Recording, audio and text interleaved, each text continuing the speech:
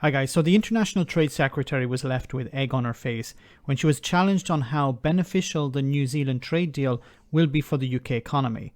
Now remember, Brexiteers said it was worth trashing trade with Europe because it would be replaced with trade deals with other countries around the world, seemingly as far away as possible.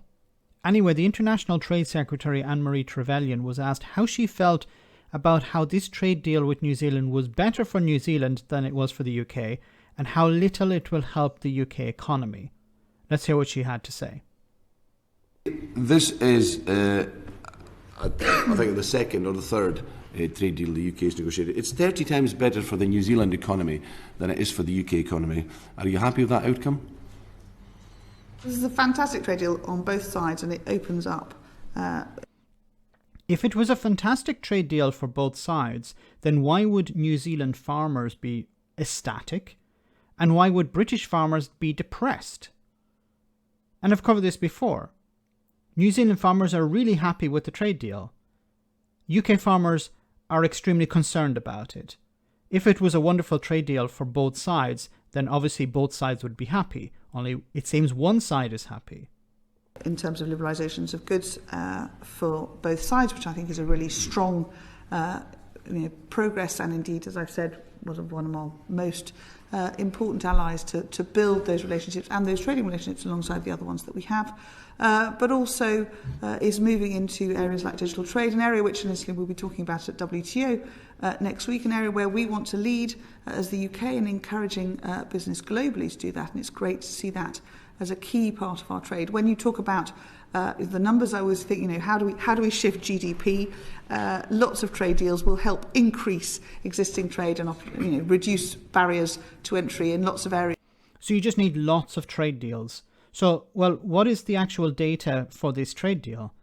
Now, this is, of course, we're at the beginning, so this data could change, but you can see two scenarios here. Scenario one, UK, and this is from the UK government, okay? It's not me inventing this. This is from the UK government's own website.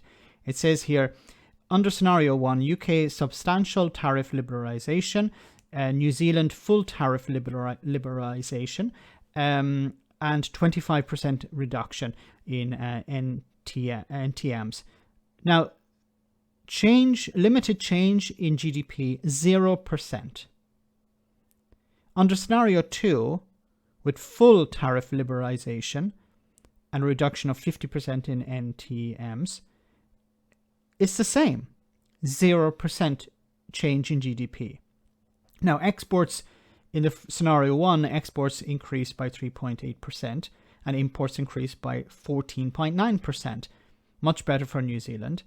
Under scenario two, where there are zero tariffs, exports to New Zealand increased by 7.3%, a significant increase, but imports from New Zealand increased 40.3%, a massive super increase for goods coming from New Zealand. So obviously, who's benefiting here? New Zealand is benefiting, not the UK.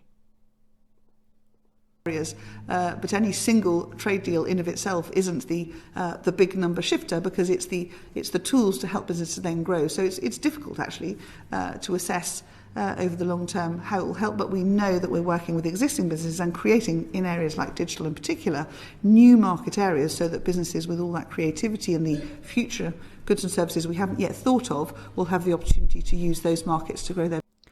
So you're going to benefit from things you haven't seen yet. That's your plan? Businesses. So you do look happy about it, I've got to say. But I am happy about it. But the New Zealanders do look 30 times happier. Now, what does that look like? There's a drawing in there somewhere. Now, you mentioned red tape there. Last week when I spoke to the Prime Minister at the Liaison Committee, and of course Brexit is all about a massive increase of red tape, the Prime Minister didn't know the GDP loss of Brexit versus the GDP gain of this trade deal. So, for instance, for every 400 or 400, given it's 4.9% or 4% of GDP damage, what is the increase from New Zealand? So if it's £400, let's say for every £400 or £490 loss to the UK economy of Brexit, what's the gain of the trade deal with New Zealand for the UK economy? Mr. Chairman, I haven't done those statistics. I can ask my marvellous chief negotiator. Have you thought about that in that way? Can we help the chairman with that one? Well, no. So we'll be publishing the impact assessment when we sign, and that's when we'll be assessing the GDP impact based on the sort of the deal that we have actually negotiated. So I know you will be referring to the scoping assessment that was published, obviously, at the launch of the negotiations. That was. But that was a static assessment based on a series of assumptions. And so what we'll be doing, what we've committed is for all our deals, is that we'll be providing the full impact assessment, which will work out the range of impacts across the UK and New Zealand based on what is actually in the deal. So what's based within the deal? Okay. So this information we're looking at here is the static assessment. It's not the end result. So it actually could be worse than this. It could be better, but it could also be worse. That's reassuring. So that's when we'll be able to sort of understand our best case estimates. I mean, the numbers the government provides at the moment are for every £400 or £490 that Brexit costs, a New Zealand trade deal will make it back £1. So I look forward to getting those figures when you have them, Mr Davis. Well, Mr SNP MP, obviously the simple answer to this is to do 400 trade deals. Surely there are 400 countries in the world, like New Zealand, that the UK can do trade deals with. See, problem solved. Final point I want to touch on is this committee wasn't given sight of the agreement in principle with New Zealand prior to publication, although at least one news organisation apparently had advanced knowledge of the key points.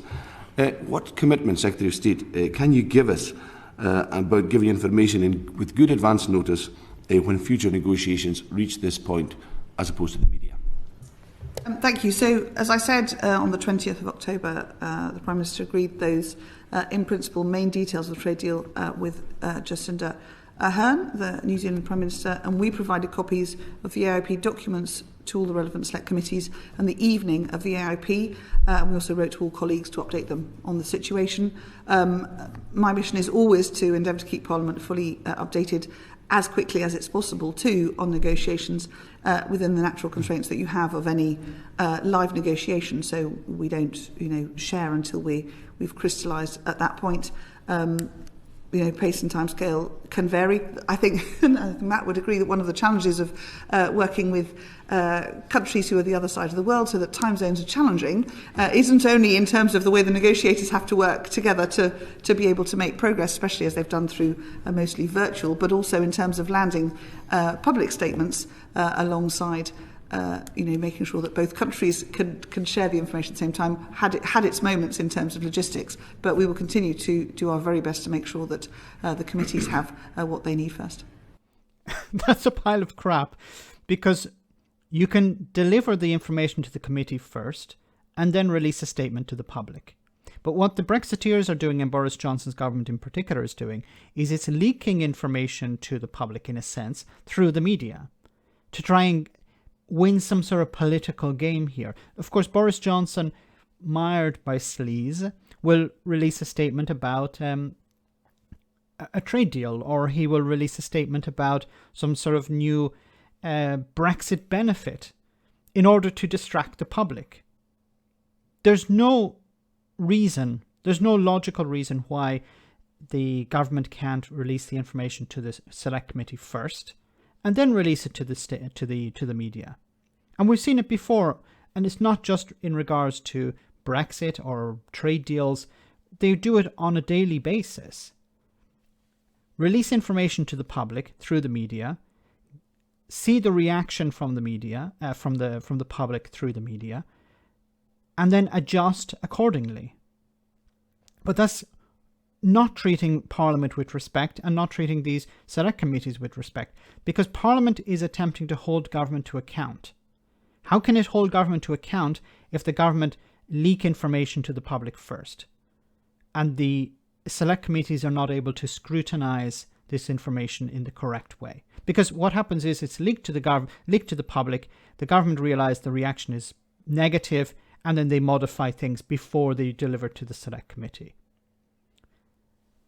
So Brexit is not delivering on the promises that the Brexiteers made many years ago. These trade deals are not beneficial to the UK. They're beneficial to the other countries, New Zealand, Australia, Japan. But they're certainly not going to replace the loss in trade with the European Union. Let me know in the comment section, guys, what you think about all of this. As always, your comments are greatly appreciated. Thanks a lot. I want to say a big thank you to all of my patrons. You ensure that this channel continues to exist. I'm eternally grateful for all of your support. If you join Patreon, you will receive instant access to our Discord server, where we have both audio and video chats. You can chat with me and other patrons, where we discuss important and non-important issues. Becoming a patron per month costs about the same as a large coffee, so why not check it out?